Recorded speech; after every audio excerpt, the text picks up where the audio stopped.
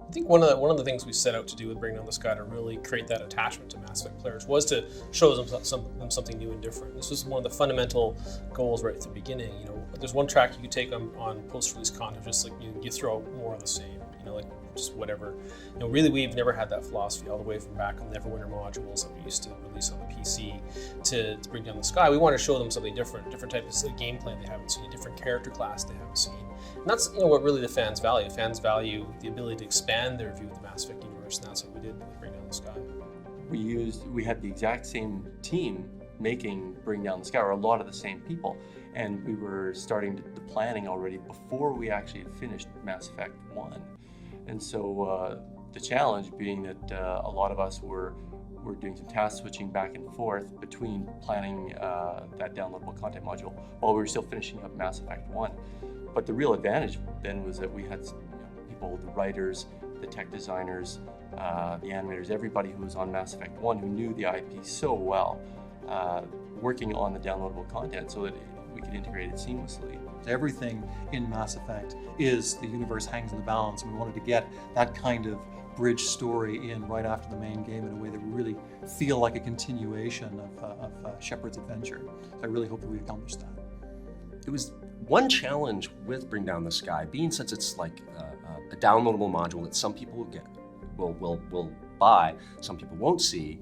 We wanted to make it as integrated in the story as we could in the universe, but we couldn't make it part of the core planets, part of the core story, just kind of mirror off the core story and hint at things that would be coming in Mass Effect 2 and the books and such that. So for like Bring Down the Sky, you happen to be in the right space at the right time and get this new little piece of adventure around Terra Nova that reflects the main plot, has the Batarians that have been mentioned before, hinted at. The Batarians you deal with in Bring Down the Sky are terrorists, and there's a lot of bad blood between the humans and the Batarians, and so who knows, maybe it comes from what we have in modern day. Always reflect what people understand, what people know. When we first added the planet, we're trying to look at what elements can we add to it to make it more like a core storyline.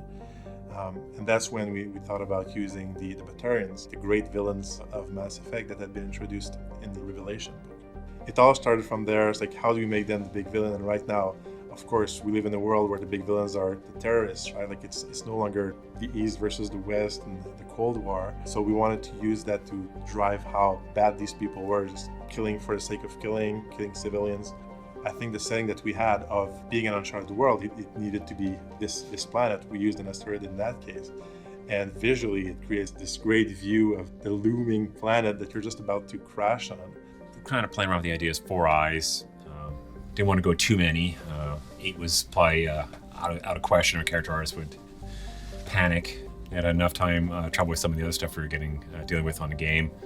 So we drew this up, and basically like this guy here, he had 4 eyes. Kind of the shape of the head is what we wanted. These interesting nostrils, and Matt did a really awesome job on them. We were trying to reuse some of the elements from the original game, and one idea was to take the mining entrance on Therum. I don't know if you remember this, but in the game this had the platform that you kind of walked up to, and then you would go down into the mines.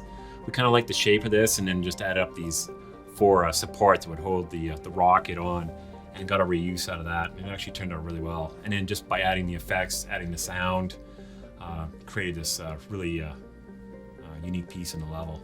Working on downloadable content is really a great opportunity because it's really like game development 101. In a very short time frame, you have to build the entire content of the game. Building Bring Down the Sky took in total about 8 months from beginning to end. There's a lot of planning at the beginning, so that doesn't, it's not all heavy development time. But planning started before Mass Effect actually had finished and we had actually released it. So we knew we can kind of add some interesting challenges to the module, and it kind of opened us up to kind of do a little bit more maybe difficult fights, add some new interesting puzzles. So it's kind of a challenge to us as designers to come in and try to come up with some new ideas. We knew that we couldn't have a code patch, so we're still living within the code base of the first Mass Effect, and it was really fun to kind of try to figure out what could we do new? So we came in and tried to, make some more interesting Mako combats. We had like turrets with shields that can kind of, make it so that you can cheat from long distances and snipe them from far away. Had a little minefield. Tried to soup up the combats a little bit with the Batarians. Try to give them a little bit of flavor, giving them like they have their own war dogs. We try to get some more dialogue that they could be talking in the combats, give them some personality. You'd hear release the Barons, and you go like, okay, you're gonna have to deal with some melee creatures coming in on you. That was a lot of fun.